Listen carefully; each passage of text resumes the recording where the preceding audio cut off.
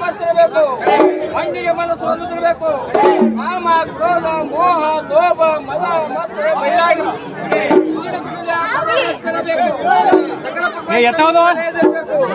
ಗುರುವಿಂಗೆ ತನವ ಸಮರ್ಪಿಸಬೇಕು. ಲಿಂಗಕ್ಕೆ ಮನವ ಸಮರ್ಪಿಸಬೇಕು. ಜಂಗಮಕ್ಕೆ ತನವ ಸಮರ್ಪಿಸಬೇಕು. ಸಮರ್ಪಿಸಿ ಜಂಗಮಯ ಪ್ರಾಣವಾಗುತ್ತದೆ. ಶಂಕರ ಬಸವಣ್ಣನಂತೆ ಸರ್ವಜ್ಞನ ಮನೆಯ ಅಖಂಡೇಶ್ವರ ಕಡೆಯಿಂದ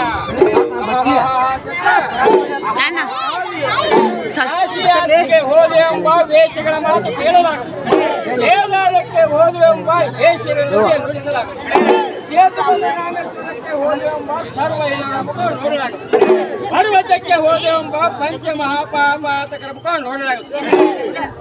ಎಂತಂದರೆ ಕಾಯವೇ ಕಾಶಿ, ಒಡಲವೇ ಕೇದಾರ, ಮಾಡಿ ನೀಡುವ ಹಸ್ತವೇ ಸೇತು ಬಂದ ರಾಮೇಶ್ವರ, ಮಹಾಲಿಂಗವ ಹೊತ್ತಿರುವ ಶಿರಸ್ಸವೇ ಶ್ರೀಶೈಲ ಪರ್ವತವು ನೋಡ.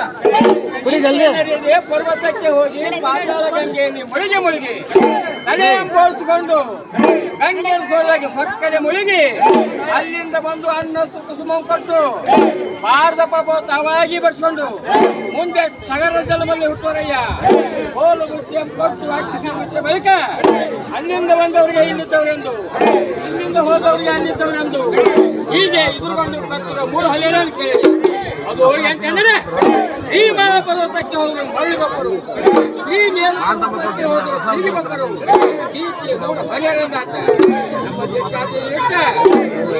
ವೀರ